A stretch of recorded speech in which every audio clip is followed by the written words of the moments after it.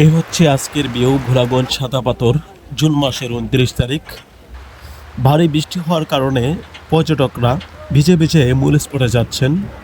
পাহাড় থেকে ডল নেমে এসে সাদাপাথরের সৌন্দর্যকে আরও দ্বিগুণ করে দিয়েছে, কিন্তু দুঃখের বিষয় হলো নেই কোনো বেচা কেনা।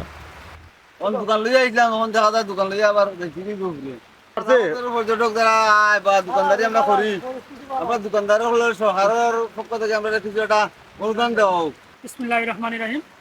আসসালামু আলাইকুম। ডল নামতেছে, একটু পানি বাড়তেছে, আপনারা সবাই দেখতে পাচ্ছেন। এই যে সাদাপাথরের সৌন্দর্য বেড়ে গিয়েছে ঠিকই, কিন্তু ব্যবসায়ীদের আজ মাথায় হাত। স্থানীয়দের মুখ থেকে জানতে পারলাম এখানে ভারী বৃষ্টি হলে নাকি কিছু সময়ের জন্য পানি বেড়ে গিয়ে বিপদ সীমারও করে চলে যায়। এরপরও বেড়ে চলছে পর্যটকদের ভিড়। তাই আপনারাও আসুন, সাদাপাথরের সৌন্দর্য উপভোগ করুন।